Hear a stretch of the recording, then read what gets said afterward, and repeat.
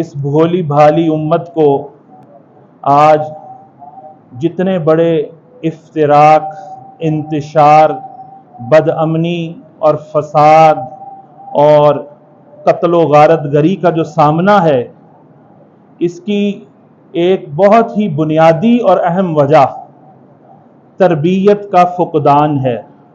مسلمانوں کا اسلام کو نہ جاننا ہے۔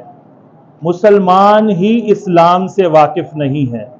مسلمان اسلام سے واقف نہیں ہے، اسلام سے نابلد ہیں۔ مسلمان اسلام پڑھتا ہی نہیں ہے۔ یہ بائی چوائس جو ہے وہ مسلمان نہیں ہوتے، یہ ریڈی میڈ بائی ڈیفالٹ جو ہے مسلمان ہوتے کہ مسلمان کے گھر میں پیدا ہوئے، اگر جس کے گھر میں پیدا ہوئے وہ بے عمل تھا تو لیں جی ایک اور بے عمل کا اضافہ ہو گیا، اگر وہ باعمل تھا تو ایک اور باعمل کا اضافہ ہو جائے گا۔ جس طرح حدیث پاک ہے، سرکار علیہ الصلوۃ والسلام فرماتے ہیں کہ ہر بچہ فطرت اسلام پر پیدا ہوتا ہے۔ ہر بچہ اگر اسے کوئی کلمہ نہیں بھی پڑھائے گا نا، کوئی اذان نہیں بھی اس کو دے گا، تو وہ مسلمان ہی ہے، وہ حضور کا امتی ہے۔ آج جتنے بھی لوگ پیدا ہو رہے ہیں دنیا میں کسی بھی مذہب کے گھرانے کے گھر، وہ مسلمان ہی ہیں پیدائشی، کیونکہ وہ حضور صلی اللہ علیہ وسلم کی امت سے ہے۔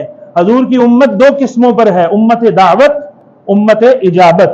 جس نے اسلام کی دعوت کو قبول کر لیا وہ امت اجابت سے ہے، اور جس کو دعوت ہے جو قبول نہیں کر رہا وہ امت دعوت سے ہے۔ تو ہر بچہ فطرت اسلام پر پیدا ہوتا ہے، لیکن فرمایا سرکار علیہ الصلوۃ والسلام نے اس کے بعد اس کے والدین اسے یہودی بناتے ہیں، اسے مجوسی بناتے ہیں، اسے نصرانی بناتے ہیں، او کما قال علیہ الصلوۃ والسلام۔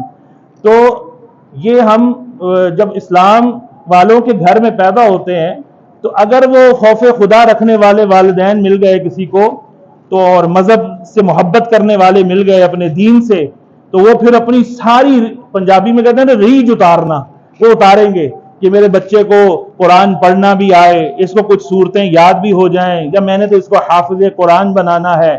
کسی کا اور شوق جو ہے وہ جوبن پہ آئے تو کہتے ہیں اس کو عالم بنانا ہے، قاری قرآن بنانا ہے، کوئی کہتا ہے میں نے نعت خواں بنانا ہے، کوئی کہتے ہیں میں نے نوٹ چھاپنے والی مشین بنانا ہے، اس کو میں نے جناب اپنے لیے ایک اور وہ سپوت پیدا کرنا ہے کہ جو میرے مال میں صرف اضافہ کرے، حلال سے ہو یا حرام سے ہو اس کی مجھے فکر نہیں۔ تو دین تو پڑھتے ہی نہیں ہے، اور پڑھتے ہیں تو اسلامیات جناب، وہ دینیات، وہ 50 نمبر کا مضمون یا 100 نمبر کا، بڑا کوئی جگرا کوئی بڑا کرے گا تو 100 نمبر کا دے دے، ورنہ وہ کمپلسری سبجیکٹ جو ہے وہ جب میٹرک پاس ہوتی ہے تو اس میں 50 نمبر کا ہی رہ جاتا ہے، اور 50 میں بھی 17 نمبر والا، حالانکہ 50 والا ہی پاس ہونا چاہیے، تو اس میں بھی 17 نمبر والا جیسی مرضی ڈینگے مارو، جیسی مرضی بونگیاں مار دو، بس جو چند اچھی باتیں تو آتی ہی ہوتی ہیں، تو وہ جناب جو لکھ کر آ جاؤ گے تو مسلمان استاد ہوتا ہے، مسلمان چیکر ہوتا ہے، تو جناب وہ پاس کر ہی دیتا ہے۔ تو یہ ہم اپنے مذہب اسلام، دین اسلام کے ساتھ یہ سلوک تو کرتے ہیں۔ اس کے بعد پھر اس کو الیکٹیو رکھتے ہیں کہ جو کہیں نہیں چل سکتا وہ الیکٹیو سبجیکٹ رکھ لے، وہ جناب یہ رکھ لے تو چلو نمبر آ ہی جائیں گے کچھ نہ کچھ۔ یہ نمبروں کی خاطر ہم اپنا دین پڑھتے ہیں، اور اس کے بعد اس کے وہ دین ہمارے نہ اندر آتا ہے نہ اس کا علم ہوتا ہے، اس کا علم الیقین ہی نہیں ہوتا، تو عین الیقین اور حق الیقین کی تو بڑی دور کی باتیں ہیں۔ تو جب اس کے ساتھ ہم یہ سلوک کریں گے تو پھر مسجدوں میں بھی ہنگامے ہوں گے، مدرسوں میں بھی ہنگامے ہوں گے، جناب عبادت گاہیں بھی جلائی جائیں گی، بندے بھی مارے جائیں گے۔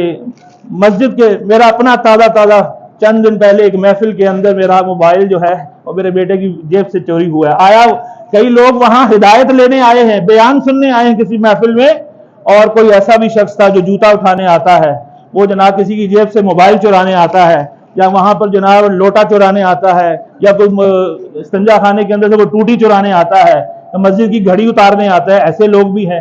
تو وجہ کیا ہے؟ جہالت۔ وجہ کیا ہے؟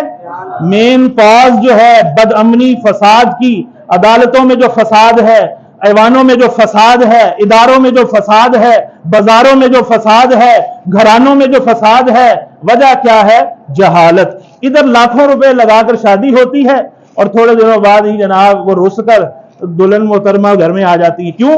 کہ کہ کروڑوں پھونک دیے، لاکھوں پھونک دیے اس کی آسائشیں پوری کرنے کے لیے، لیکن چند ہزار خرچ کر اس کو دین کی تربیت نہیں دلاتے۔